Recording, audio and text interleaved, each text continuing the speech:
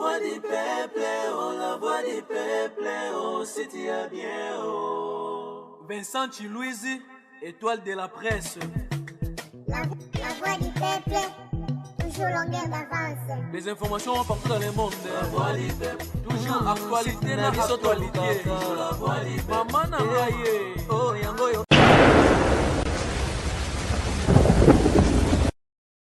Salut fidèles internautes, vous êtes abonnés sur La Voix du Peuple. Merci pour notre confiance et pourquoi pas fidélité vos anangos et pas nabiso. Merci pour notre remarque nabino, si j'ai nabino partage nabino et ça la rato continue musala boutine narabiso. Merci aussi na Daryl derrière la caméra, na moni bongo na régie finale Parousia et ça yo pourquoi pas aussi na bato tout balingara Alvin Lutumba le cadet de la presse Freddy Poutou Maramusu Kate nazana sengoli susu ya représenter tribunal à Mokona lelo on nazanga mokote nazabongo na Vincent Chilouiza ainsi que na ya Pembe avec bango Tomeko Sola. Vraiment c'est toutes les actualités où ils ont le cas tout autour de la toile. Daryl Sosa d'accord on fond là déjà. Voilà, Vincent Chilouiza Mbotena. Mbotena yo Alvin Lutumba Mbotena faut le barabia so bi certifié faut ça ya Pembe. Faut que na bon. Voilà, merci beaucoup. La bande de retour donc on est là tout solo là. Voilà, merci beaucoup. Il y a Pembe certifié. Ouais, toujours Mbotena yo.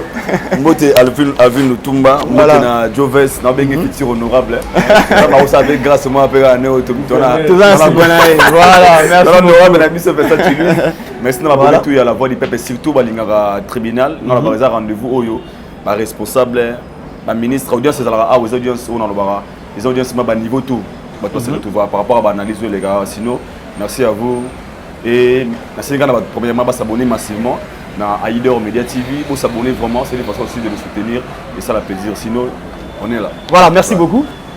Notre bac la voix du peuple une chaîne d'actualité biso le bela mingi maramouya bien et puis sur télé mela tout ça moi opinion na biso le tout monde sur la toile Vincent Chilouiza na ba page nyonso initiative comme ko salama et okanga bato bazolo ba insanité na ba réseaux sociaux tout le monde déjà na TikTok wana bato bazo finga et puis bato bazo salisa bana miki ba vidéo par rapport à ça impression que zani.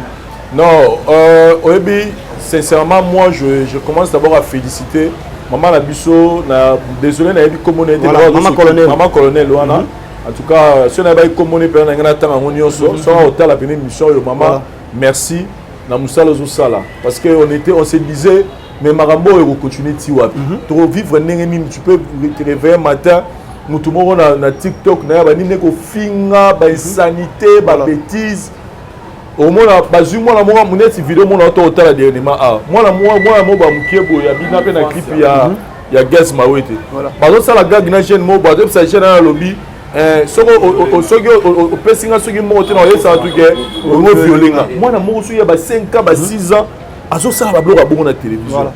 Et puis maman et papa na ba vandi na bango donc non seulement bazo détruire moi na wana à son âge il ba déjà mettre ma cela ba viol ya ko kosela batu makambu donc moi déjà bidai que na ko kosela mutu ma viol na âge ya ba 6 ans et puis azo transmettre message na ba tu sais so va na moi na parler on changer chaîne so ko cheka ile mo moi na monika mninga ni mwana ba ko ba maman intéressé. C'est-à-dire que bana bazara plus attiré na baninga na bango bana mike. C'est-à-dire que eloko bongo bana ba otala a mona pe boy a copier yango. C'est-à-dire to baso lelo ba tromi ko lekisa ba message ya ma betro na réseaux sociaux. Voilà. Et comme le roi secteur mo boyo mutaza na libre a rola na tongo atana na brossete il suffit ka tchaka rek abani ko ba bêtise et personne est libre. Voilà. En tout cas moi je salue l'initiative il y a maman la biso la colonel nenga zui décision ya banasko ko kangaka bato bazo sala n'importe quoi na TikTok maman bakanga pe bana baso bazo binela la biso n'importe comment na ba TikTok wala kanga la biso na bato wala tout et puis au-delà de ça je félicite ministre Aza chargé la mambetali numérique nenga zui décision là ya banasko ko kangaka bato bazo transmettre ba fake news bato ba publier ba pour moi par exemple vani boy muto moko publier pe na la page officielle par exemple Papa Lutumba Koufi. A publié n'est pas à l'aise. Voilà. Bato bazo relaya ba fake news, bazo relaya ba fausse information, mamba lokuta, na mona elo moto les gana bon. Na ngoko tena mambo ka milité mais en tout cas, soki ba mesure ko ezwami tozonga pe na nzela. Voilà. Moi en tout cas na Congo peut-être mo tam na wana zamba. Donc muto sama mnenga lingi. Pour la bato bazala muso le do bongo so ba kayeba ba na poto oui ba na poto c'est pas problème té. Mais biso non tozala kina ba éduquer biso. Na Dubaï maramonga na tira yango. Na Dubaï so zu téléphone nga bo fingi muto. Muto ala zuka vidéo na wana ke na nini na la police papa ba kangi yo 5 ans de prison. 5 ans on a eu que comme soki baro sape biso bongo ezabe c'est à dire comme après moto leki na TV ozolo ba marambo esengeli folo ba donc on ba na ba déplacement té parce que tu es libre de parler donc en tout cas je félicite maman na biso colonel la moi sinon on a rien na TikTok nini na ça ba bloga ya ko te ya batu voilà et puis nenge ministre ya la numérique a participer loi wana que soki ba kangi yo bongo ça la 2 ans. En tout cas, et là, le banque, ça va légal l'État. Voilà. Donc, je félicite ça. De toute façon, je crois, maman et moi, on a Zali. Il y a à se permettre, à tika moi, on a eu cette vidéo. Vincent Louise. Est-ce que Baolande la moto, oh, PK, sali cette vidéo, tout bas, on a source que maman, vous avez quoi, on peut pas subir peine, on a moi, on a un mouquet, au label accent de la classe. Alors dans l'éducation, bien boutique bon dans réseaux. Non, mais faut Hollande. C'est moi là-bas quand moi là terre. Tu n'as bien moi dans tes familles parce que moi dans ça va parents là hier. Pourquoi bino bozo tika moi na bino à l'écart. La place pas quand on attend sous moto ça c'est vite. En tout cas, bah on est pas en clean à 4. Mais biso là to ça va théâtre na biso. Pour nous moi là-bas, faut na senga parents là. Si ces parents là limite c'est un problème. Donc en tout cas bah tout nga la sengi pena la pour colper sa conseil na TV. Na tout mon vidéo mo na TikTok. Jeune mobi mo pena do azo si c'est pena jomo pena ouais na réseaux sociaux ouais na mon face à musicien mo boy pour na ba profiter wana tango ba misa moté na TikTok pena tu sais vidéo mo ça Jésus Christ ouais momi pena do mo pena la longo pena ya mbati abimisi pena système abani pena oyemba nini zema mede Jésus Christ. Et voilà TikTok. Comme dans la table là bino. Na vidéo mon tala la petit moment boiseau azo soit la mboula. Donc net ga katabila mango dans tout monde a ranioso. Non, c'est trop. Voilà. Puis sur les toko la père pour mon attaque les sommes mais ça a problème hein. Un problème. Mais le la facilité. Et ça problème comme nous ça n'est pas séparate. Ça est basso ça n'est à la base. Voilà. Qui nous met banaka la mer, banano nous aura badjo. Voilà. Tant on les qui nous mango ça la badjo dans la boîte. Voilà. Si chose est tellement sensible dans zone pas na yo aidor beaucoup là. TikTok déjà va message comme pesama, va faire une news comme pesama et pardon ba ordre de comme ça on va tout publier, va faire news ba information mabe. Est-ce que ceux qui sont sur TikTok parce que dans la vidéo peut-être le bas non moi déjà on a bien sur TikTok parce que les anti-valeurs ils sont partout voilà parce que na YouTube tout le monde a moutonné ba finga fundara na lo baka lelo Alvin tant on a TikTok pour refléter éducation image de parents na biso et beaucoup de gens entre nous ba chance ya vous allez éduquer chez bango ba te bien dans la télévision alors réseaux sociaux et puis ça va tout privilège au monde a mutu moi ko là non éducation a bien été très mal éduqué a commis influenceur ou influenceuse on peut ça au hasard nango voilà parce que mutu a ko là dans la finga ngana ebi je jure sur la tombe de mon frère et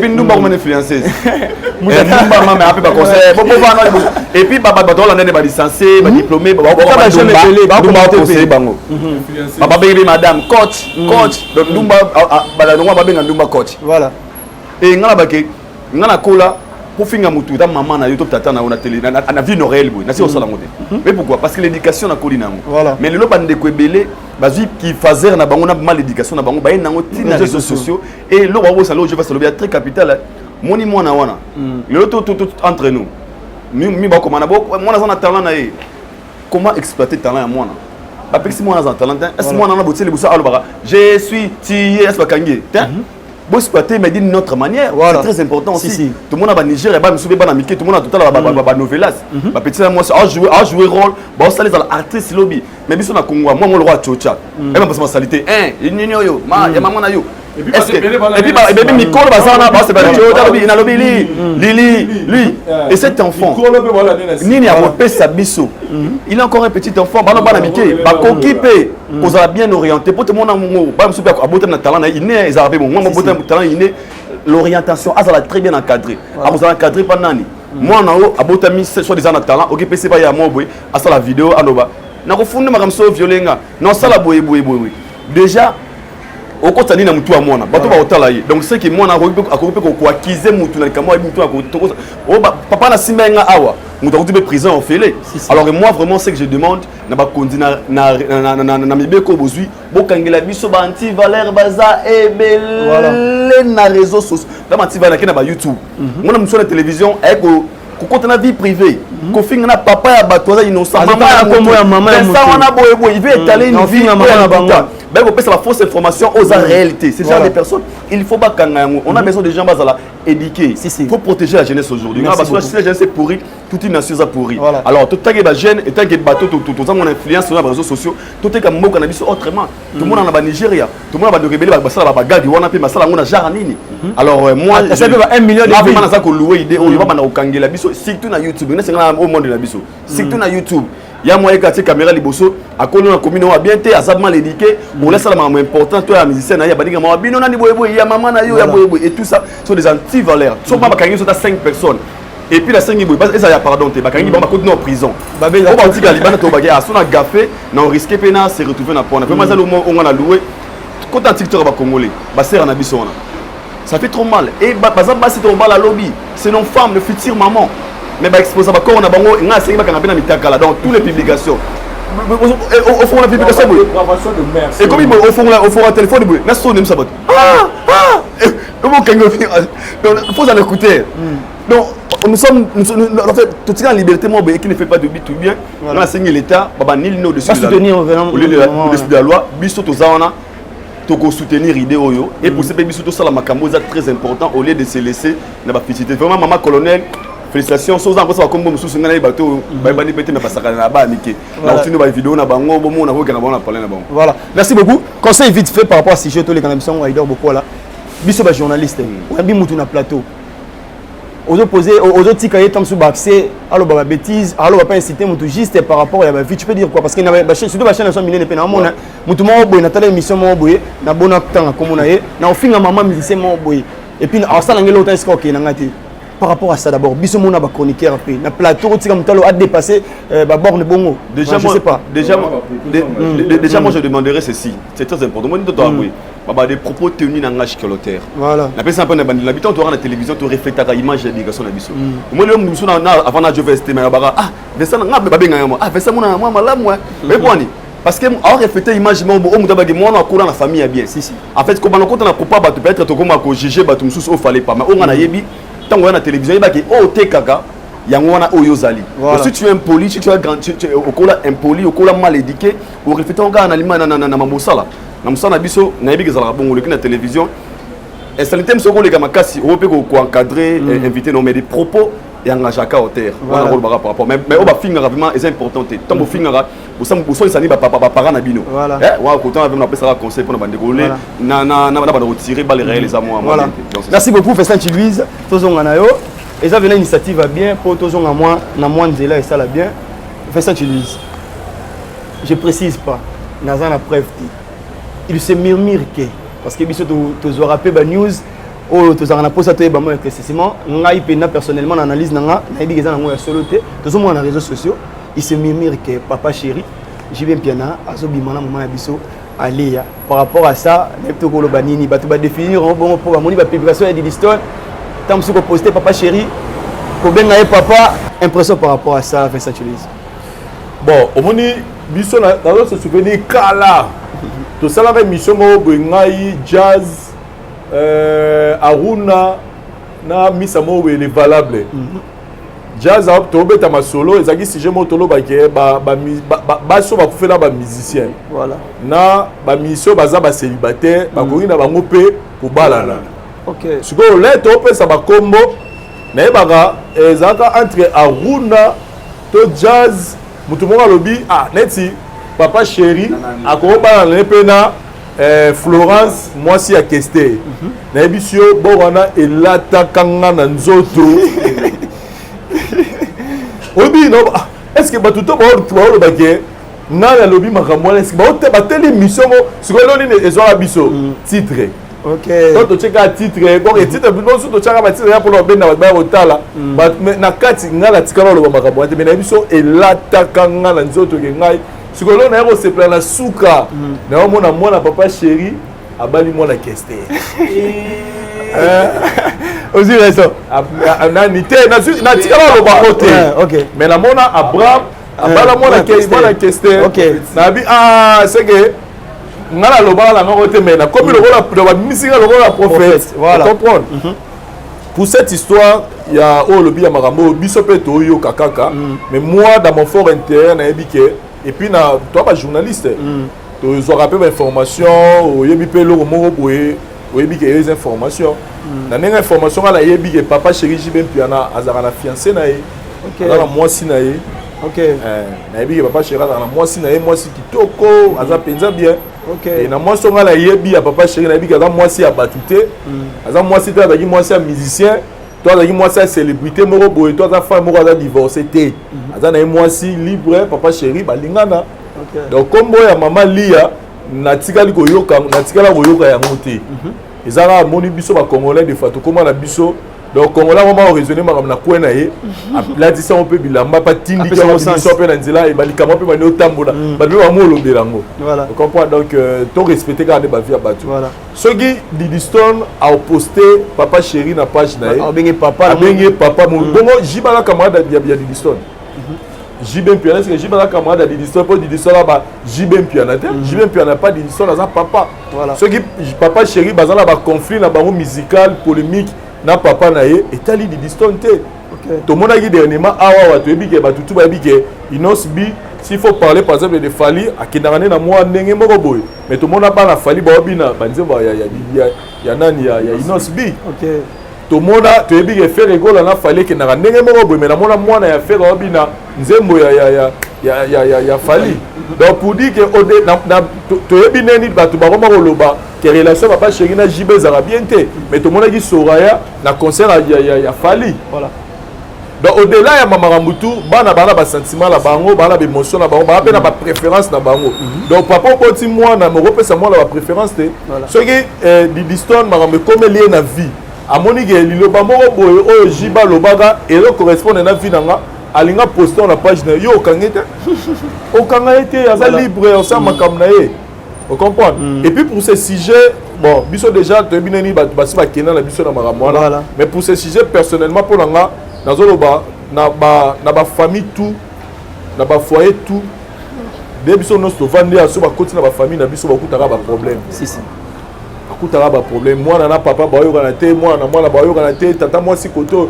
il y a toujours des problèmes alors totika c'est bien pour batu vraiment comme ça ba musicien comme si baza les irréprochables voilà et là on est comme dans la Congo yango bongo yé pena bongo yé oté ba partout ba donc ça dit musala bongo za roye mana robina mais ba pena batu ba za ba problème voilà mutu na mutu ana réalité na yé il y a Oya Vivaka au-delà vous allez musicien là je parle en général donc tout c'est un peu pour ceux qui Diddy Stone azo taquiner par rapport à Mamel lesquels voilà en tout cas biso les ala dans le bangala ba biso na ngamba presse total ango le rôle batu ba soana soko moni ko zala concert au pesa mais ko yate le rôle et comme on voit si j'ai mon beto ba ko alimenter na réseaux sociaux parce que ne to zo alimenter ngo biso mo na ba parler est-ce que to ça na ba problème té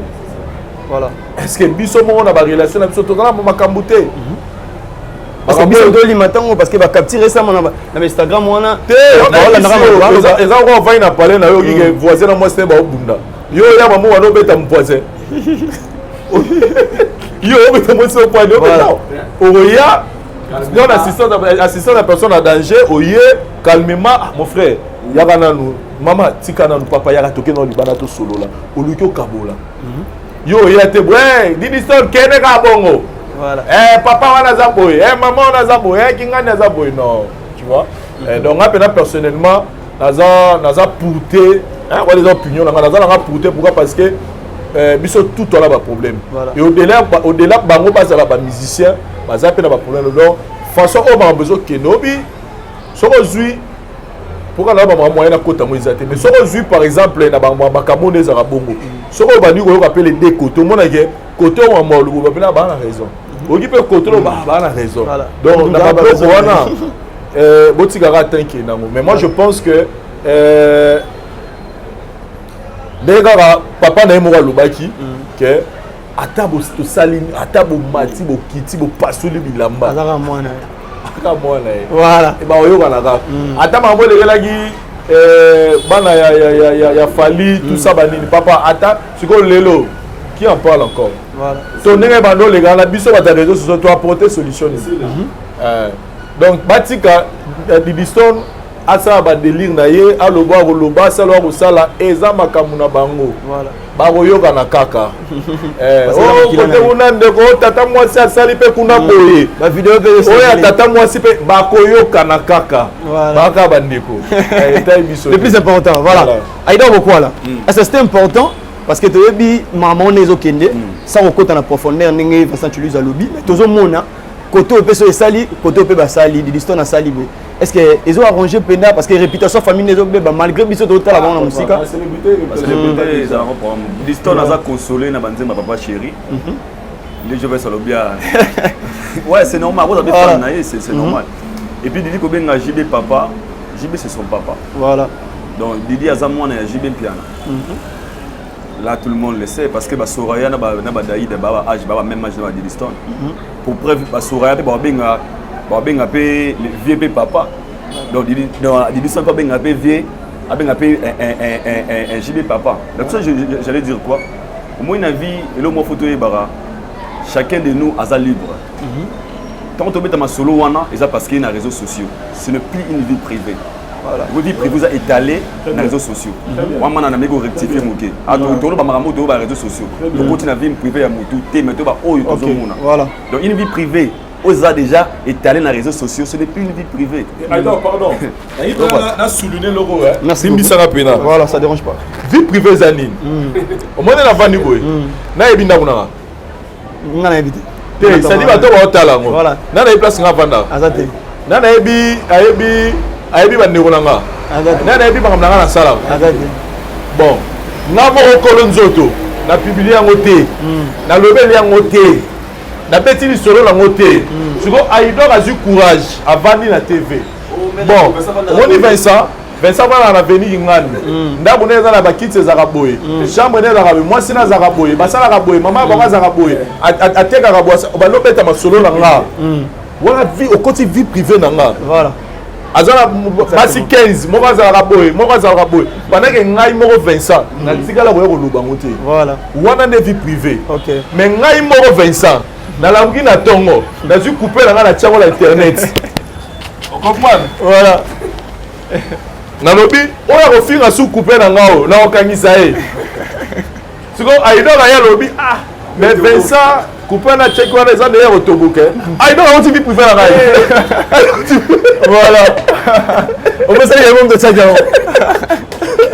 très profond voilà c'est-à-dire on parle de la vie privée c'est-à-dire maman muta bomi oya batu bayebi te yo ye koloba ngo sans autorisation na ye voilà vous comprenez mais yo moko zu couper na toboka tchoko na TV so aido na lobi couper pensa check za rotobuka aido na porter place à votre vie privée na ngai c'est quoi donc faut te redéfinir mon par exemple nous on a vu ça moi c'est Didiston ndenge azo poster makambo to lega na famille na bango eza vie privée sous te OK merci vie privée ngelo ba question ki ba no fouiller makambo zo leta na vie mais yem tado en fait biso to commenter makambo yache voilà tolobi ache papa chéri po anité biso nga po nga ache papa chéri po arosa ne pe fanatique tout monde écouter la vie et correspond na maloba papa chéri yango poster na lobi on a moni si mais solo comme on beta masola Didiston na vana o Didiston route mobali ne mo za la place voisin alors que Didiston Alexandre mobali na été wana na côté vie privée Didiston OK merci donc to cha moto cha pena meli place wana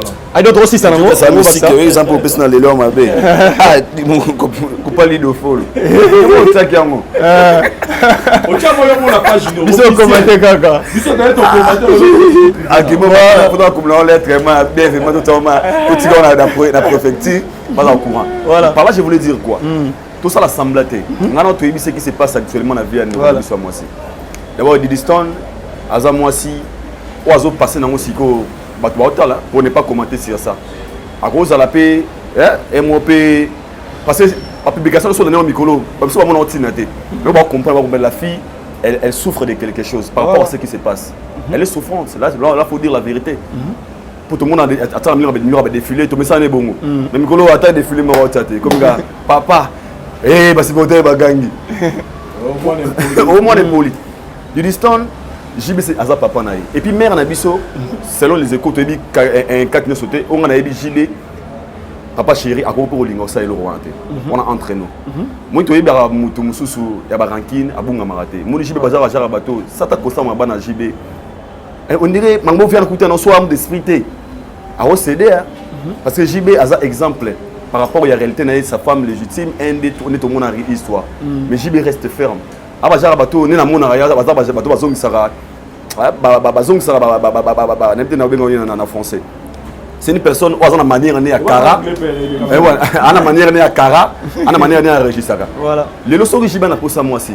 Croyez-vous que moi si JB rolling ezara mère entre nous, attends pour nous quinte. Pensez-vous que JB rêve un jour à la mer? Je ne crois même pas mère pour la respect, pour la personnalité, on a un intérêt. Malgré tout, il y a un sentiment mais non, par rapport à la réalité, on tout ça par analyse personnelle.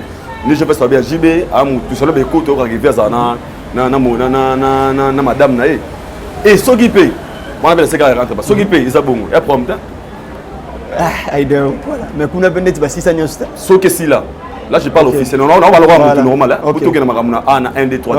Donc, par là, je veux dire quoi? Vie privée, on est aux avis. Mon côté, là, détail, ma casse. On a les gars, fait autour du monde. Autour du monde, les années de Liston a posté papa chéri pour dire que c'est mon papa. On mon papa chéri. Peut-être qu'on a besoin de attirer moi attention à un ding. Peut-être on et consoler par rapport à des réalités qui se passent pour l'instant. Pour autour du monde, on voit ce qui se passe dans l'internet.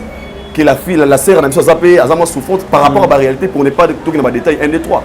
Et pour elle, la meilleure façon de se consoler, c'est de poster papa chéri par rapport à Bachanae, Ombana Saline, on a consolé papa chéri. Mais sinon, je vais savoir le mot très capital à ma famille, et ça la famille. Le moni moi n'a papa Kala la raté. Et du temps restera la fille de vieux parce que c'est son papa. Et puis père a dit que peu importe où les galelo n'a limite après 30 ans qui les alara parce que tout le monde dans la famille belé papa il est le moins besoin de CPT mais le roi Zara papa imposé en gros na choité comment obligé à obéir gars sérieux parce que ça ma famille na bango mais aux important pour na bateau bazon le roi sujet moi que jiba salibou et moi je tiens à vous confirmer tout la confirmer mais na yebi que jibem piana a koki ko linga pe ça le roi pour na bon moto na yemo européen pour na ko éviter moi tranquille ya nzele la tranquille moi bozala que na moi musique et je sais que JB c'est une personne qui va éviter un peu la polémique mais pour la Dilliston elle est libre de faire ce qu'elle veut parce que quand on a un sentiment a été sur Dilliston à Johnny Hallyday à star américain à star français alors soit c'est star na Congo père na JB piana ça va nous déranger à quoi JB za père na c'est vrai aussi c'est son papa pensez-vous que sur Dilliston la monnaie JB na nzela beta JB Kara qui vous a dit ça même pas. Pensez-vous que c'est la monnaie JB peut-être dans Château Rouge tout quelque part à profiter dans le courant on a des points nicaillés papa chéri. Non parce que as artiste moko na biso game de bisebuka. C'est normal en fait tout ça on anglais normal on dit que Dilliston elle est libre il y a ça là où il y a lingi très important. Qu'est-ce que vous a dit que Dilliston est obligé à choisir chemin quand il y a vie. Elle n'est plus mineure en fait. À majeure. Aza mineure, aza majeure. Il y a beaucoup de cas tout ça réaliste. Est-ce que l'idée à Dilliston que poster papa chéri, est-ce que c'était pour courant qu'on les garantir parce que le bon tout le monde a plusieurs émissions. Mais on a sincère, on dit ça pour un bon. On a la vraie peut-être. Il y a beaucoup là. On a une philosophie personnelle en fait. Ah c'est vraiment et pour détail exact on a une publication sur Facebook ya c'est voilà na bi ngatala moi na mère na bita bon ah wana na boka na kokena ba détail pour yebika ba poser ça bilo ça mais ba poser ça pas bilo ça mais ba poser ça donc soit ça peut na ndenge wana ça des problèmes de santé est-ce que papa chéri intéressé on a posé dans moteur voilà. C'est là et comme tous les fans de moi posté papa chéri va merci. Pensez-vous voilà. Que fan de moi sali a posté papa chéri dans la vidéo donc Dillis elle se comporte comme d'abord fan et puis elle a du respect parce qu'elle dit que ça papa parce que Azam moto ça icône de musique à Congo. Moi on a anglais en fait. Voilà. Merci beaucoup. Aïdor beaucoup la personne tu Louise je crois la séjour on a déjà tout le bignon ça. Mais ngala ngalo bagaille que pour le bandeko ba hôtel la biso ba musicien la biso ba mora batu voilà tout ce qui a osama on peut tourner à premier degré OK noté pour la nini pour la yepenza bana tout mais ce problème c'est dire ba ka batu ba bato pe ba rappel na ba béré si a grossa péré tant que mutu ko lo ba peli kamoto roi jinemo et puis tant que tu es quatre cités voilà en tout cas moi je préfère pas que tu ya au sala ba commentaire mo peut-être parce que tu as sous l'émotion non de respecter ma vie privée à bateau ma vie à bateau de respecter ma décision à bateau et puis pour la histoire en tout cas tout que la état à se défouler et voilà c'est très important voilà une performance des gens raté pas bateau Vincent Chiluiz bateau bazo déclaré parce que le long internet bateau ba moment aux amaramiens na ba premier degré de mon lobby mais on a biso prince babia au déjà courage naé auto bisa nzembo moko na kombo ya balancer au déjà ils a pe na ba YouTube tout ça de batalango mais ba lobby na ba satana qui fallait pour pas à poster na page naé ba moni fallait pour ndetsa zo betango kara mais c'est le scrum à poster na impression déjà c'est bon c'est le à poster c'est le à un succès fort na mboka na biso a to ça la 1 million de vues na kombe c'est le hasard déjà Mouto a réalisé Maramwami nene na carrière na musique. C'est le hasard star nene na Afrique lelo. So il battant lelo 3 stars ya nene ya musique ya Afrique lelo. C'est le soit la première taza deuxième. Ça tu lui fais un TV. C'est le aso sala ba tourner depuis à loin maison mère. Aso ba tourner au Saranate en Afrique. C'est le petit basala danger na poto. C'est le lelo Scott chaîne yotala. Auto ça 1 million na kombe ce que na minute soyo soit niveau CLO déjà soit posté prince on lui a fallu pour parce que en termes de succès c'est le hasard succès pour les fallu c'est le hasard plus on a pas solo là c'est le hasard plus influent que na Instagram na que na Facebook na que na chaîne YouTube na au moins la c'est le hasard na pas télé quand Facebook on a publié combien de personnes balandi ce qu'on a besoin de soutenir, pour falloir la bobette à ma soeur, on a besoin de poster. Fallait aller l'oroter. Fallait passer à 1 million de vues dans la chaîne, c'est tout un problème. Fallait dépasser le moins quartier la tête les lots. Tourner africain, avec ça même pas 5 concerts. Mais ça tu lui. Fallait autour de ta stade, on a une pierre à salagité. Fallait l'oroter. Album a mis ça à formule 7 Fioulou. Et petit, on a la musique à formule 7. Il fallait le retenir. En tout cas, moi vraiment je félicite Léo na soutien apporté parce que Léo a posté Prince Babiawana. En tout cas, na limite une semaine Prince Babia 1 million. Une question, il y a curiosité. Vincent Chiluiz face aux caméras, on a promis Léo. Non, on a promis les musiciens. Notre commissaire yo, la même émission de notre commissaire dans Jantamissine à Boyagisi à Léo. Là c'est vrai. na expliquer na kalisa monné na Léo mais par rapport à Mamolobi parce que voilà ne pas passer côté mais Léo a danger na bo élection ka bon Léo a danger a artiste monné na mboka na biso a posté Prince Babia c'est bon pour fali neni fali dada ne lokote a mutalo kuta ila biso ba trafic d'influence muta coopérer ba trophée a coopérer ba tourner a coopérer ba a que nous sommes blanc la soda pas kosi biso ayo somba ya solo siko mutapongo pena a posséder Prince Babia ni ay lokote c'est Léo Makambu c'est bon c'est Léo merci beaucoup c'est bon tous les gars voilà merci beaucoup Aïda beaucoup là Aïda beaucoup là même en final Vincent Chiluiz parce que oui ngam na même émission de bota sur la c'est peli makasi tana mona ki force à Léo au Léo à Buka Dubaï na zagné na Dubaï na mona ndenge concert ça la plein à craquer vraiment c'est Léo une grande star mondiale Marema boy ba hotel maté babuna boy ba hotel maté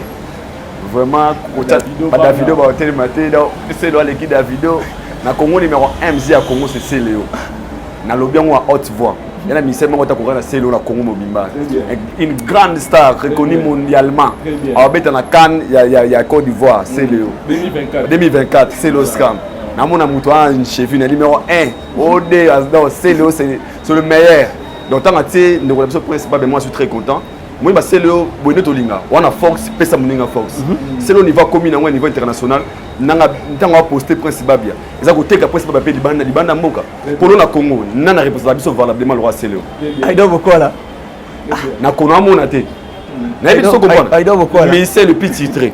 C'est le musicien ça la tournée ma casse na le musicien oh lelo so ba lu portant 4 artistes musiciens congolais. On commencera par Céléo, ba monsieur ba Sima.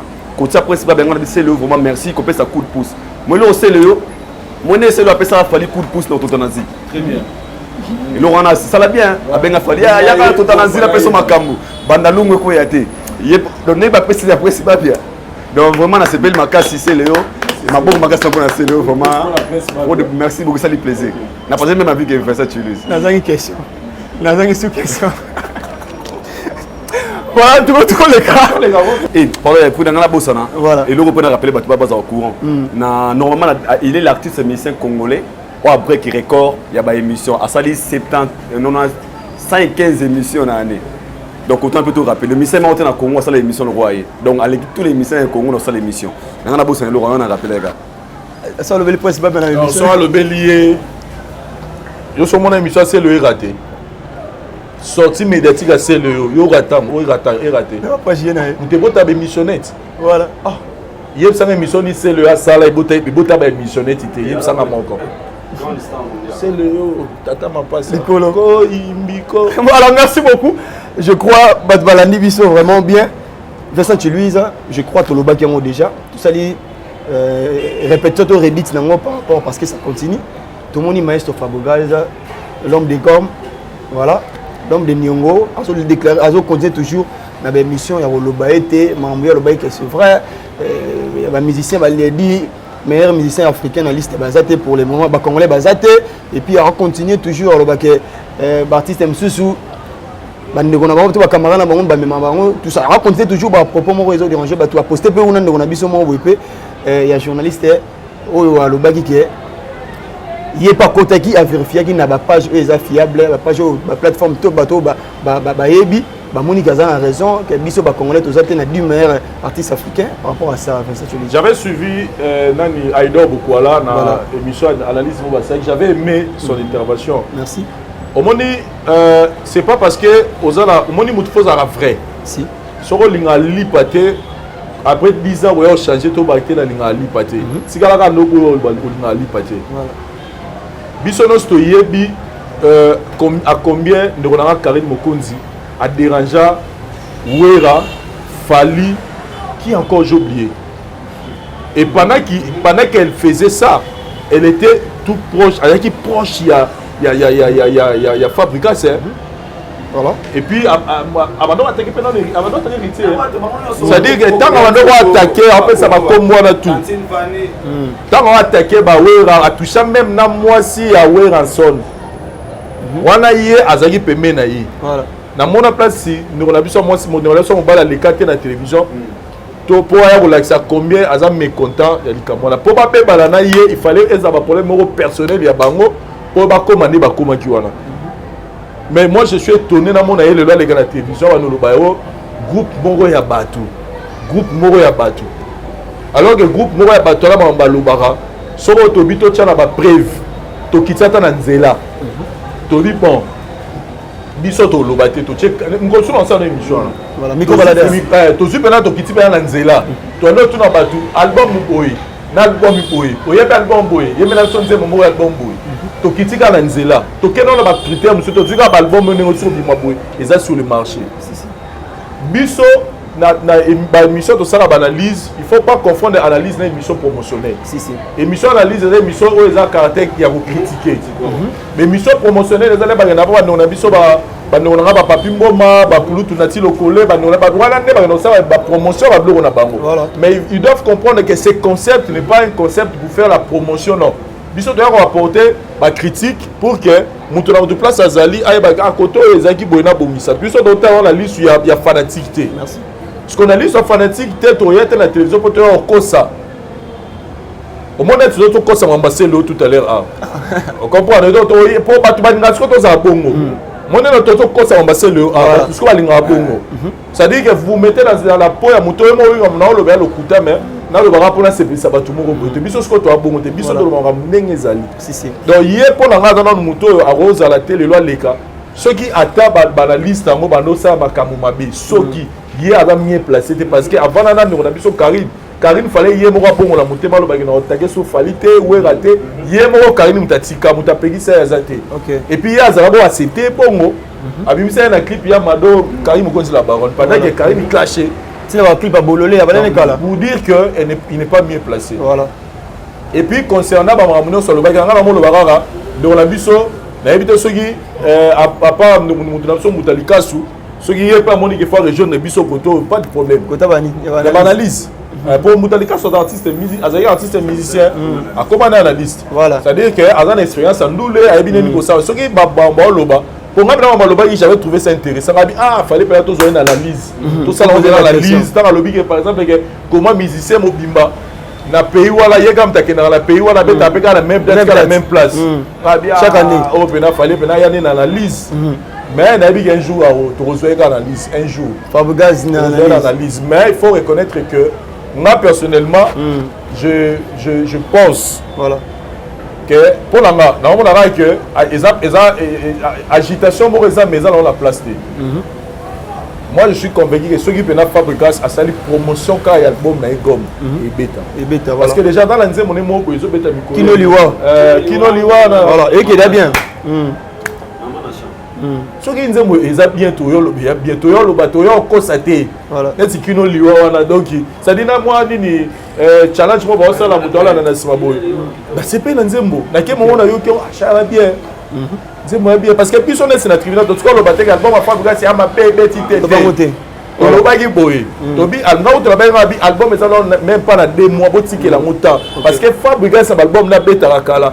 Azanga ata 3 4 nzembo. Puis to considérer ça la promotion nango. Oui. Vous avez pas donc biso tous en a posté un album on est bêta tu as posté toi ya na tribunal tout dans nos sécurité dans le lobby ah nzembo na kino liwa na so yo kemo ça nzembo kitoko promotion nzembo ba narabu donc il y a album est belé bimaka au moins nzembo moko pour ezibino c'est l'album le deuxième donc album ya wata raker te banda biso ti raker yé après gomina baté ouais album wa suka de nani gomina fantôme yé nzembo nini gomena gombe ye album ezaka bongo si si au moins nzembo moko epimi pa boke po de idem na fali opé voilà donc voilà nga sikoyo nazo sepela na démarche wana te musique à lelo et ye moko abanda ngo kala tika musique à lelo discours wana à la fin et banomisa mutu des fois na quoi mo le roi moi jaloux te na bo appeler ba mo mais et bimso un peu moi c'est un haine habité à moni na luka bina mo bina employé place voilà so yi mutu mo ba ben sere place mo chaque année chaque mois la place voilà c'est que yo pe luka place mo boye yo mutu yo comme to mérité oh fa ba ben bingo combien de fois voilà vous comprenez ce que mutu ngo tant akendaka wana est-ce que banze mona ezaka na succès parce que ngana tuna ba bloga po ba ben so place ba produire yo il va faire un sondage. Ok. Le lot fait tous à fier na bamisé la biso à Congo. Moutlogo la papa ya fali musicalement parlant. Obi neni a connu Africo. Moutlogo la Willo Longomba. Obi neni a connu Africo. Moutlogo a Pepe Kale, moutlogo ba Bozi Boziana. Moutlogo ba Defao. Jo malaka munene bo sala ba succès liba kanda bongo man oui ne ba koni Afrique au retour la ta 5 musiciens mo yobi na ba koni Afrique ba koni Congo ne ba koni na ba pays africain voilà toza parmi ba pays oyo lelo na niveau Afrique awawa ba musiciens la biso ba saka ba tourner à makasi en Afrique OK année au cas 2022 aussi la combien de musiciens ba hôtel libana ba combien de Nigeria ba yega combien de Tanzaniens ba yega obeta voilà combien de Ivoiriens, combien de Camerounais va y avoir un concert dans le soir qui a un petit peu showbiz, un petit peu grand hôtel, tout y est payé. Mais tant qu'il y a combien de musiciens qui en Afrique en 2022, petit partout. Voilà. C'est-à-dire pourquoi? Parce que la musique n'a biso et ça n'a pas racine éthique, merci beaucoup. C'est pas par plaisir, par un club d'amitié. Ne babengaka fali babengaka inosbi babengaka natanga suna na bimwa mingi na Afrique papa fali babengaka bango papa parce que basepelaka na bilongi na bango te babengaka bango parce que banzembo na bango eza makasi nga nagenda Côte d'Ivoire namona un Ivoirien, quand il organise une fête, il orchestre congolais ou bête qui est non ivoirien. Ok. Voilà. Vous comprenez? Donc ça, c'est un langage faible. Pour les gars la télévision, peut-être qu'on va bon. Complexe d'infériorité. Ça, on peut l'engager langage faible parce que Mouto a des business en nous, on comprend que Mouto là soit qu'il n'a pas c'est parce que Anna va fanatique kuna. Voilà. Oh bah c'est un rail. Oh bah c'est un rail, bah des réclame rail. Si vous yo peut faire comme à niveau, yo peut réclamer rail. Voilà.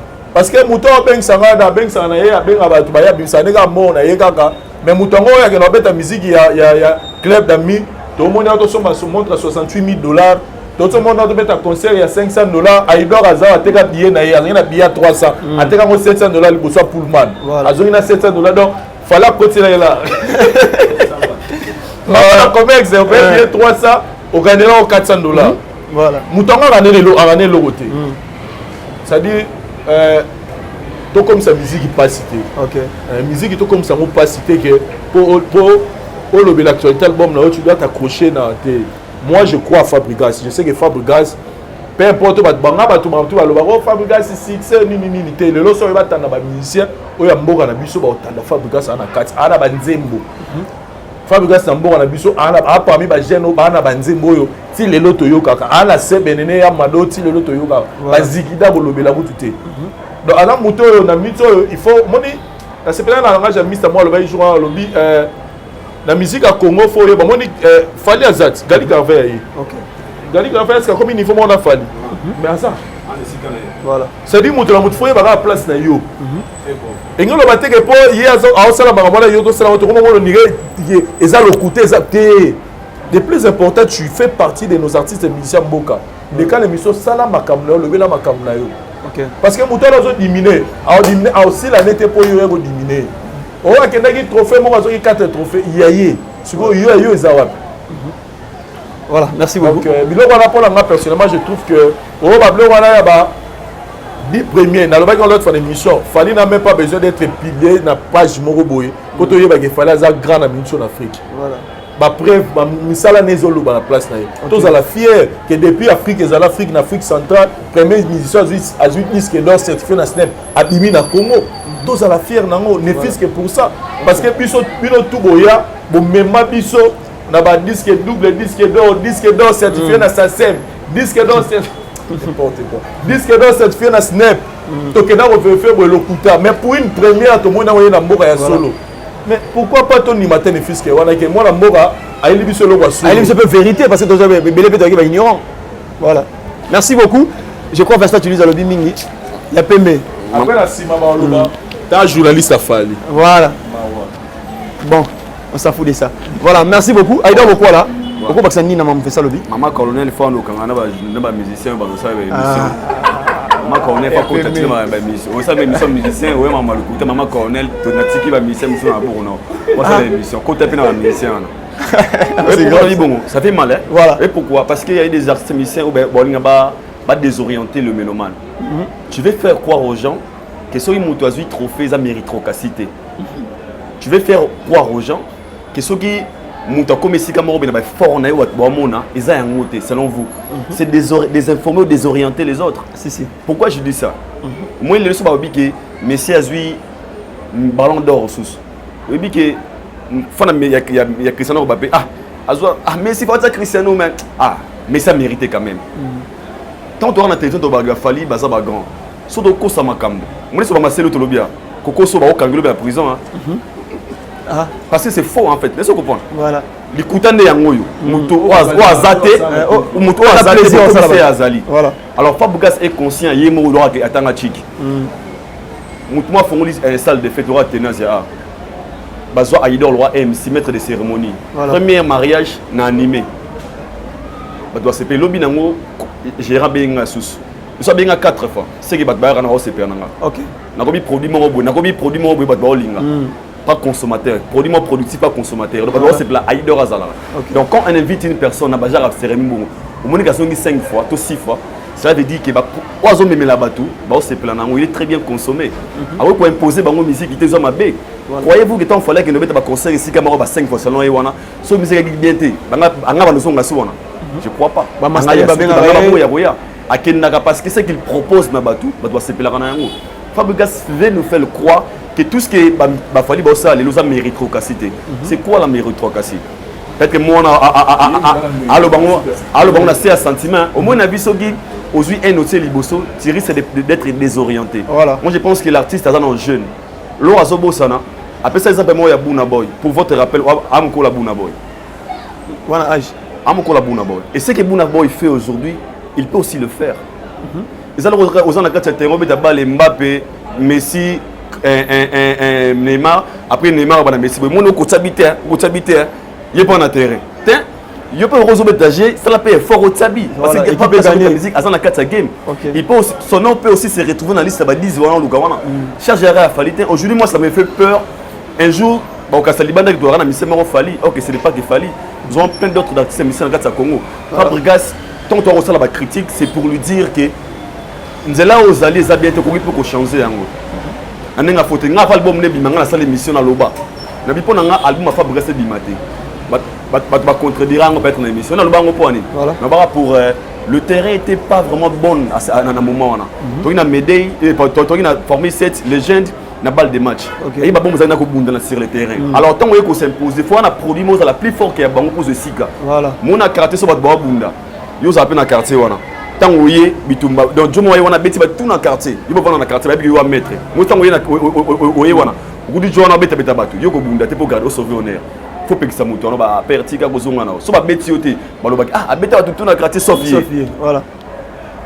Alors lui pour moi je pense que c'était pas le bon moment mais le roi a signé déjà à borné sur le terrain les choses à faire c'est à ça la promotion.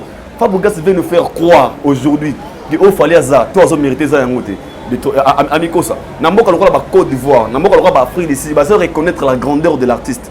Toi tu es une star comme nous on nous faire croire bisoge Batouana va triquer 8 personnes va commencer ça la star na bango numéro 1 selon lui. Numéro 1 on est nini 8 personnes en star numéro 1 on est nini mutanga betikan mutanga su disque certifié tout ça avec émission à Lingala ba trace qui beneza ba MTV on donc tous les cas kunaté à stade de martyr et toi tu veux faire quoi aux gens que comme ça mouton numéro 1 non c'est la méritocratie et ça époque naé il y a un moment en Afrique du Sud na benga mère na psati nanga ilamba ya mado c'est Rezimbo ya mado c'était son temps. Moi je pense que ce qu'il peut faire à Saint-Instant à la concentrer non on va passer pour nous moi terrain émission on dirait ça bénéfique pour naé voilà sa communication comme tellement na haine l'écolo ils ont poussé batu biso ba mo baye la façon de parler je vois ça l'obia to battre la valeur na biso batu la ba Ranson. Aujourd'hui, Fabregas a compris qu'il y a une valeur. Pendant qu'à un moment, il y a une valeur à rater parce qu'il y avait une personne, au milieu de l'objet, c'est peut-être pendant qu'on dénigre une personne, la personne comme de Ranson. Alors, on a dans la vie, ça, les Kamouatans. Non, c'est ça que le bélo roté. Moi, je suis le roi en Nigeria. Petit mot comme Rema Boy. Voilà. Je suis break par record. Il y a des stars qui sont en Nigeria qui sont salaté. Pour vérifier, Rema Boy. Après, il y a un mouvement fort en Nigeria. Jamais comme les Buna Boy, autant qu'en Nigeria, qu'à la Mingité. Alors, au Congo, même, Tolinga, autant le numéro 1 et le numéro 2, tu supporter la position qu'il fallait aujourd'hui. Ce qu'on est opposé, il faut un tube, un argument, un œuvre, la concurrence terrain est ouverte. Mais il faut accepter que le moment où il y a un moment où il y a un télévision, il y a un discours, comme ça, il y a un nuire la culture congolaise. Non. Ce genre de vérité sont au bien côté, tu risques de te vous avoir ignorant. Nous avons son Altesse. C'est une belle chanson. À se concentrer, à focaliser, et bien dit album, au lieu de passer à la télé, comme mission belé kilo, c'est pas important. Aux en a un challenge. Profiter à peine parce que un jour après 15 ans 20 ans on a son énergie au thé au fois ça la fois ça la ngolelo à l'occasion ça va disque d'or à l'occasion ça va trophée tu fais encore aux gens qui va trophée va négocier si on négocie pourquoi Fabregas sur au salon parce que tu as de l'argent on va en parler bien aux sommes la momino baka les gens qui ont réussi dans la vie c'est Makissi c'est faux archi faux ben ça tu nous abonnes abonné mon corps nous on a 200 abonnés 299 ce sont ces efforts mais quelque part il y a moi outil une aperçu quelque part regarde ça on avait ma sola boy comme c'est bazali à mon sika outité alors quand on comprend que mutambo taper quelque part à comment quelque part donc on limiter la musique na biso donc on a Donc, à l'engi, ils sont tous en liste à 10 personnes. Tandis qu'il y a un mot comme David a publié sur Instagram. Et il y a des familles qui se retrouvent à l'intérieur. Ok. Parmi les grands, il y a un monde. David a sur la liste à côté Instagram. Il y a David. Ouais, au monde, ça c'est la toile. Ok. Et dans tout ça, le roi de Renoir Congolais, il y a un Congolais, il y a un veste pour ça. On est mal là-dessus. Congolais, ça n'a pas. Blambo, ben dans Ngongi. Mais c'est spécial là. Voilà. Donc, aux autres processions, il y a été maman, il y a comme ma bille. Donc, le roi a une chance aux oies, et comme il s'est de constater, il veut nous faire croire que bateau Basakuna va mériter à côté, Basala Bamagoui, Bakomana. Et ça facile. Fabougas a mis l'album entre Ngana yo. Combien de concerts Fabougas a mis le Liban dans Mbokana? Au soir, il y a 15 concerts. Na bomi chaîne YouTube na ngala $100,000. $100,000 rose là na monté. $5,000. Ah na monté, faut négocier ba contrat. Et puis na sungaï. Au moment où on parle de négocier, le Moussala manager zani. Voilà. Et ça, ba nomination. Manager qui n'a pas postulé. Abiger un artiste au nom de Bouyeboui, Evra Sala Yango. Bango batali, ba checker sur abonné na Bouyeboui. Ah ok c'est bon. Non, ba norme 5 to tiens critère il y a peut-être révélation de l'année. Faut avoir un bon manager. Voilà. Bato roté ka bango bien. Balonga esprit, le bon ba esprit ya yoka le logo. Bana bakoli hein. Ce soir la musique on risquer au salibé carré pendant 30 ans et tu te le retrouves pas. Alors pour tout backup mind nos artistes c'est vraiment un niveau il y a que changer leur façon de voir les choses. Surtout Fabregas, il est encore jeune. Tant que ça va boule boy, on a pas bête dans nini au boy. On a pas si. Et comment ça paye pas que bête yango. Fallait bête ça congolais non. David Oza vivant. OK. Bouna bossa vivant mais fallait congolais ba bête na kan. Tandis qu'il y a plein de artistes musiciens africains talentueux. Voilà. Pourquoi pas tout le monde appelle un jour que ne temps ne sait comme ça boule boy, ba c'est Fabregas ba il na kan to ba na coupe du monde. Asa na kata challenge ami ko lisate on a jeune de konanga. Kino liwanga na kola même na nzembo. Quand on a professionnalisme et sungayo. Mais l'on la telle comment hein au numéro zaté na kasa game ça fait trop mal. Merci beaucoup. Aïdor beaucoup là. Et puis par hasard na oka nzembo mbeli mer na biso teli suka na champ. Voilà. Après penado au sentiment là nzembo mongo Fabregas c'est moi komi. OK. Abeta li solo que tanga ngaka mumina e balba ko linga musicien di kando mwana matete milinga na mutu mais lelo tala lelo sika toza maman ma passa. C'est-à-dire ala banzembo bien. Voilà. Bon ça donc en fait oui bien et mon ngai mo sala nga passa ba ko bino beaucoup de musiciens beaucoup de musiciens tout comme ça musicien to ndimaka ba mérite ya bato. Voilà. Ce que l'on a bien tout le bien. C'est ce mouton là on ça va bien tout on doit bien faut accepter. Pour nous booster bien. Voilà. Oh tebino. Pour le belaka musicien non là te toza pour ba musicien nyoso et puis te remotiver ba musicien nyoso to critiquer mais biso to ça va critiquer ya flatterie. OK. To ya repère encore ça te moi to ça ya c'est le ah ne ba balinga to sala la biso bongo te to boyi to lo ba vérité. Voilà. OK. Voilà. Merci beaucoup. On avance à TV Zarapé Ngonga, Vincent Chiluiza. Na côté domaine à stade parce que TV Zarapé Ngonga, Félix Wazé quoi. Monstre d'amour au P déjà. Na moni ba plusieurs émissions comme ça la collaboration pe na maestro Fabregas, c'est là pour nous booster pe stade de Martyr wana ba fiche DG Bimaki. Na mois de août à Robert stade de Martyr. Non, ngai lo no lobaka la bateau ya bateau tout ba linga musique à Congo ba linga musique ba soutenir la culture. Nous avons au moins 3 grands événements. Voilà. Dans la concert il y a Ferrego là les padres. Puis les 24. Je profite d'ailleurs de précéder au Kaka. Merci beaucoup. Pour féliciter l'équipe déjà il y a communication, il y a un concert à faire. Voilà. Déjà, au moins déjà affiche, il n'y a pas un concept déjà affiche. C'est l'été bateau. Donc au moins déjà il y a un concept, c'est Biminanze mon maman soutient FARDC. OK. Et là on a les padres pour le soutien RDC. À Kenya penalty na suka après concert penalty mona parce que tu aurais remarqué on est comme mona ba lobby to soutenir FARDC mais au moins après tout le monde tout le monde habite peut-être ceux qui FARDC ne ba zo linga ba filmer en tout cas tout le monde a kaka soutien à FARDC mais après concert tout le monde a soutien ngote que non ba iko tika tam sous enveloppe peut-être na tala guité to peut-être FARDC boy dans le rappel concept offert à nango à Kenya penalty na suka déjà nzembo to yoke za bien voilà préparatif dans l'équipe à communication na c'est pas na fiche na bango et ça donne c'est vraiment ils ont un message à Makasi et puis biso et tous les événements il y a Félix Oazé déjà né dans le lobby tout en tout cas ça sont des défis de la musique. Merci. Parce que Félix Oazé va se lancer des défis à carrière et pour réussir les défis il faut que biso bapandisa on a minute en tout cas on sait la bapandisa nyonso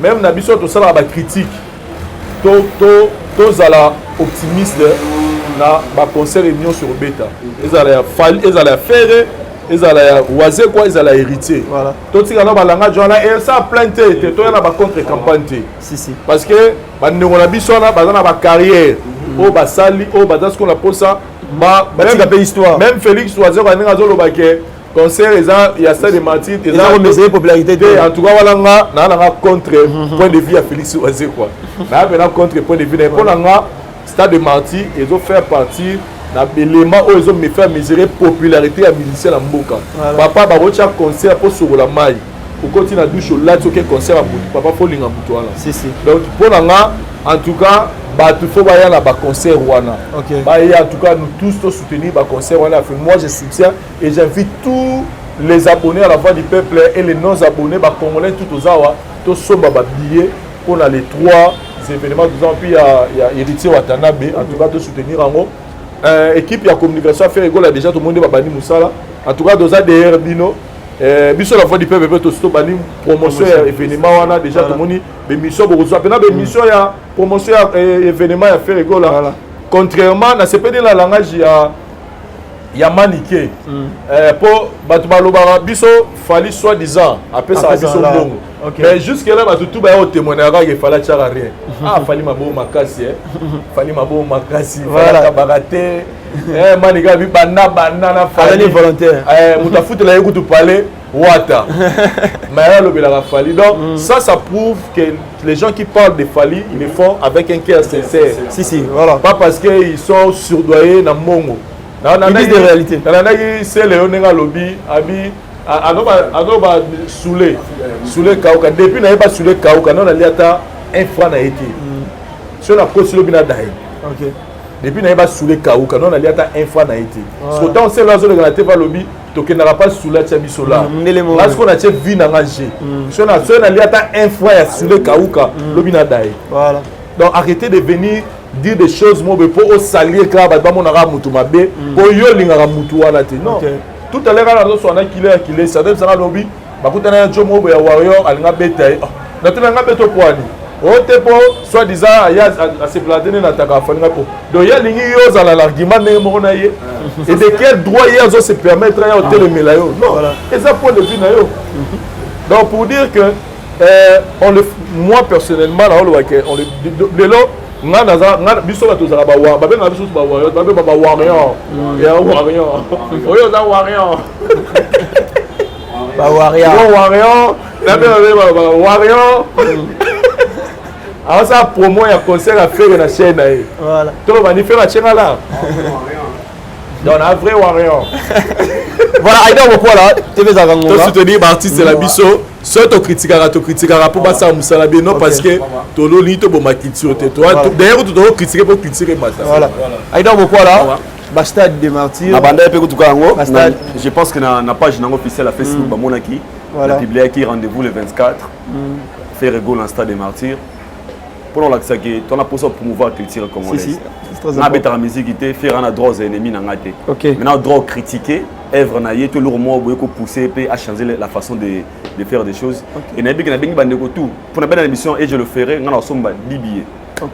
Non officiellement na télévision ba na besoin si ko te ko bisinga. Non na télévision officiellement.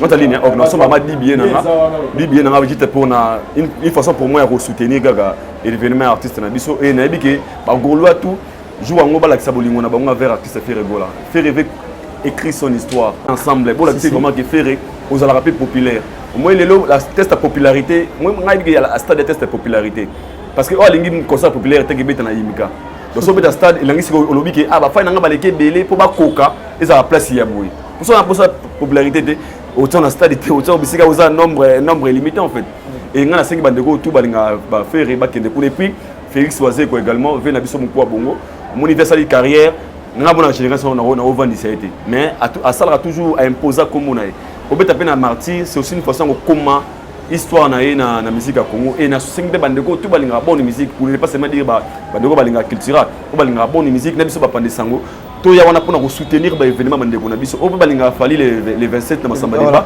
bandeko ya braza batala pe biso boye belé boya wana beaucoup ma histoire na bino samba na fali poupa aux important ngoto ba to na posa culture na biso tous ala fier ba faire abeta ngo fali abeta o ya beta o ya beta ya pe mon master les ara le rôle extraordinaire ba oui batika ngo na muto batuge nzunga ma famille ngana bana scala ils a passé misemo histoire amener na mboka na biso abi comment est-ce dans la bandi nzunga ma famille mais ana succès série wana et boni bataka na moi complexe mona mutu ya robanga un peu kixer aya afungola nenzela et comme nango facile des méthodes à sécurité bien affilé ba robeta ngo donc na bando bazana na concert à stade na stade bonne chance à vous et les fans pour la ça amour on a bien vers vos artistes pour soutenir bango c'est juste une façon de rouler ba ngona pour ça d'abord. Merci beaucoup, je crois que comme la souka une dernière question Vincent chez lui là les loyo formule 7 banzembe belé oh déjà ba fruit na ngoya ba concert ça recommence à battre ba ebi ezomonana mais c'est comme si challenge nzembo mo pe mususu comme ya nouvelle chanson fallait moi mo sala en tout cas fallait tika mutema mabe wala siko bena fallait mo sala mutema mabe na ndeni Vincent Chilus mo sala mutema mabe atika pe musique pe et respirer atika pe musique respirer la robe ça suite te fallait bien ça suite atika pe na anenga faute fallait pe na l'accès patriotisme non atika la pe na Congo vous en la boni wa Congo fallait tika mambo sala alors ça va falloir donc bilo wala bomba pardon penatika atika mabanga sala atika penatika atika vite fait donc quoi tina na partager même ma vidéo ma na mona na vidéo votre bondi ko ya kana ngamuna omoni lelo fali il a compris oyazali na pendant ce loro lelo moi je sais qu'actuellement fali azana sommet le numéro 1 na musique à Congo là tout le monde le sait actuellement là pas actuellement tu vois ça les a facile et mo mingi et ça la paix un moment mabe tout ça ba pande sang photo mais OK bisara mutu so perso linga ozoko mo so mutu akangi mo kati mo normal so mo serré makasi ya ba j'aime comme ça na solo ngako kufa pe na ndenge avancer donc a de serré atika pe baninga ba sur le marché abolo wana ma na sengi ma longa na page officielle la bomba ona po asaka chez moi aboye na TikTok comme ça te bloqué banda pega aboye s'il vous plaît pardon tika pardon pendant 5 secondes on a volé to ba congolais entre nous tika déjà ouais ba médé ba bibi de la reta ba nini nako pardon pena to sengi officiellement la TV so moi ça retiré ba melomane ba ya bonne musique ba za pour tika baba 31 chansons de ya mutu ba tika pardon pena tika biso bigo to na kino liwanga na kulanda pardon ma s'il vous plaît pardon s'il vous plaît natamona quand on va venir là-bas voilà s'il vous plaît hein pardon pena ndeko na bandeko ba bia biro fali pardon pena s'il vous plaît hein pardon pena auto senga na pardon voilà merci beaucoup Aïda Bokala je crois que comme l'abso vraiment Nasuka joyeuse fête d'anniversaire à toi David Masembele qui est du bonheur à toi frérot c'est de la part de ton frère Alvin Lutumba fais ça tu lui trouves Nasuka non Nasuka la pesika mbote na ngala kulutu na ngai tangi Bruxelles Lendo bâti service donc bandeko baza partout na Schengen wana oza poso tunga oza problème au robinet au cuisine au nini donc tout ce qui concerne la construction oza na ndeko na bino aza wana bâti service tangi Bruxelles Lendo la pesi mbote na mama langa Angèle Mbouyi na niveau Belgique wana pourquoi pas Willy Chona na France wana pe na pesi mbote et puis na bandeko tout opena bazuita ya hôtel à biso lelo et merci na bino Ernest Tumbatuma na kala dans na pied mbote voilà et donc pourquoi la ça pause ça cameraman assuré et puis na cadre auto za Tenasia flat hotel auto ya retourna bémission na biso en tout cas eza la kalemele mais non 256 dans un système na bandeko ba kimaki Tenasia pour na problème courant ba tiele bino ba panneau siko donc courant za bena 24 heures sur 24 réseau payé merci beaucoup Aïda Bokala certifié message à Souka Salutation spéciale les gars na sponsor on a Regel Group Investing ya monsieur Pichun Dolan Bakula Mola Mundele hôtel Abisso Sigazali pour ceux qui veulent s'abonner massivement na Aider Media TV c'est une façon de nous soutenir mais sinon merci à vous merci à Joves bato batali biso merci pour Nathan Nabino donc we are together voilà merci beaucoup Nabino merci na bato tout balandi biso début jusqu'à la fin ba commentaire Nabino ba suggestion Nabino ba partage Nabino et ko sala to sala susu maramba kitoko voilà merci aussi na bato ba soutenir biso na moni bongo papa Eric Mukweso Masolo maison Ephraim maison était capable de qualité ba matela ya bien ba oreiller ya kitoko na prix moko abordable référence na la photo ya pasteur Moïse Mbiye, pourquoi pas aussi à Freddy Poutou Marambousou Kate. Merci aussi à le véritable le seul code mondial, lui c'est Yawili Moucheni, mon oncle Mako Makodila Masananga Eli Pemelo depuis Mikili à Poto, pourquoi pas Exaucé Touri Molatisi, guide suprême. Merci Nadaru d'orienter ça derrière la caméra. Par où c'est ça, on a régie finale. Restez branchés sur la voix du peuple. On se retrouve juste prochainement. Merci. Mbote na biso bandeko, ngai docteur Pichu Tondele, naza pharmacien en formation, naza formation na université à Kinshasa na faculté de pharmacie et puis na sali ba master na niveau ya université Marien Ngouabi pe na niveau ya Canada na transformation des agro-ressources et puis préparation de cosmétiques thérapeutiques naturelles. Dans les œuvres dans le laboratoire CRMTA ou ezali laboratoire médecine spécialisé dans la production de phytomédicaments, c'est-à-dire qui c'est à partir ya banzete na biso ya Congo. Qui c'est nyonso o bozomona awa na CRMTA et subir essai toxicologique et puis essai clinique ou ça la différence na biso na tradi parce que et subir quand même moi étude et puis qui si on est na CRMTA ils allaient homologuer le ministère de la santé, c'est-à-dire ils ont la autorisation il y a mis sur le marché na niveau ya mboka et puis les banda ya mboka qui si on doit produire na CRMTA et puis qu'on n'importe quel médecin partout à travers le monde. Dans le laboratoire CRMTA, nous avons deux branches, branche cosmétique et puis branche médicaments. Dans la branche cosmétique, nous avons dulci au collagène, pour ça, il y a un sérum, un savon, pour le traitement, il y a un tampon, un ndouta, un ride, une poche, et puis un cerne. Nous avons dulci réparateur, pour ça, il y a un sérum, un savon, pour associer un gel douche, pour le traitement, il y a un bouton, et puis pour réparer le poisson. Nous avons dit 6 cheveux pour ça les lango huile nango na shampoing nango pour le traitement des cheveux abîmés, des cheveux haut et baby, des cheveux colorés, ils allaient ko botisa suki noki et puis ils allaient ko retarder repousse ya ba cheveux blancs. Tous a pena parfum na biso o to sali à base ya banzete na biso ya Congo. Spécificité nango ils allaient ko kitisa yo stress na kati ya nzoto. Na branche médicaments tous allons na méamycine, sirop comprimé, ou ils allons kiss na biso ya ba mib, ba levure, ils a anti-poison, ils allons traiter ba problème nyonso.